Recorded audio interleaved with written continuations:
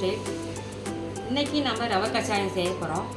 அதுக்கு தேவையான பொருட்கள் ரவை, மைதா மாவு, வெல்லம், சோடா உப்பு, இது சால்ட்டு, கொஞ்சோண்டு சால்ட்டு, ஒரு பழம், தேவையான அளவு தண்ணி. இதெல்லாம் நம்ம போட்டு பிசைஞ்சுக்கிறோம். ரவையை போட்டுக்குவோம். இந்த வெல்லத்தை கரைச்சிருவோம். வெல்லம் கொஞ்சம் கரைச்சிருவோம். கரை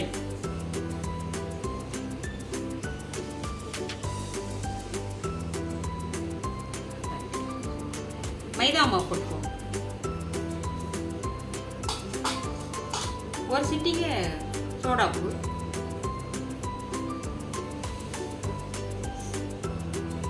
சால்ட் ஒரு சிட்டிகை,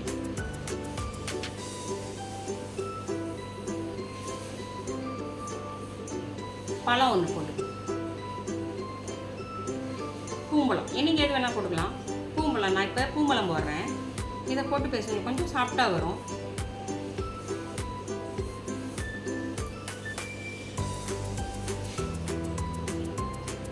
வெல்லம் தண்ணியை ஊற்றிடுவோம். இந்த வெல்லம் கரைச்சி வச்சுருக்கோம், அதை ஊற்றுவோம்.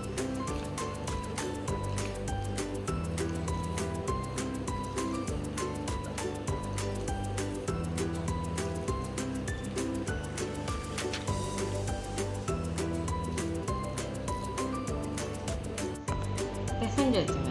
இது அப்படியே கொஞ்சம் நேரம் ஊறட்டும். கொஞ்சம் நேரம் ஊறினதுக்கப்புறம் இப்படி எடுத்து போட்டோம்னா பொசு பொசு நல்லா வரும், நல்லாயிருக்கும். இதை செஞ்சு பாருங்கள். வீட்டில் செஞ்சு பார்த்துட்டு கமெண்டில் சொல்லுங்கள். ஏலக்காய் தூள் போட மறந்துட்டேங்க. இது போட்டோம்னா கொஞ்சம் நல்லா வாசமாக இருக்கும். கொஞ்சம் போட்டுக்கலாம் ஏலக்காய் தூள். இப்படி கரண்டியில் அள்ளி ஊற்றினோம்னா ரவை கஷாயம் சூப்பராக இருக்கும். குழந்தைங்களுக்கு செஞ்சு கொடுங்க. சாயந்தரத்தில் ஸ்நாக்ஸாக செஞ்சு கொடுங்க. ஊற்றுறேன். ஒவ்வொரு கண்டி ஊற்றினா போதும்.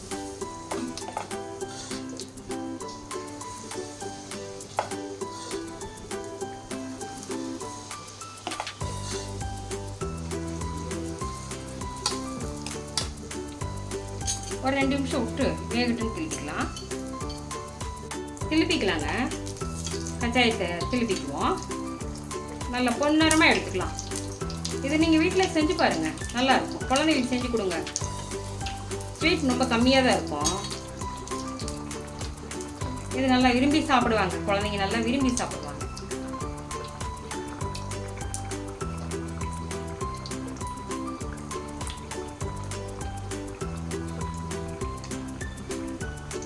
இது கெட்டு போகாதுங்க. 2 நாளைக்கு வச்சு கூட சாப்பிட்லாம்.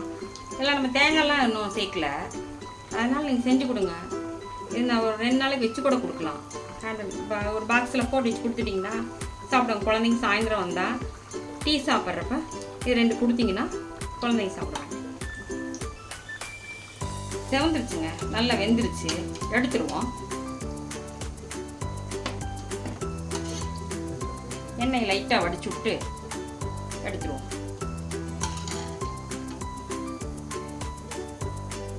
ஓகேங்க.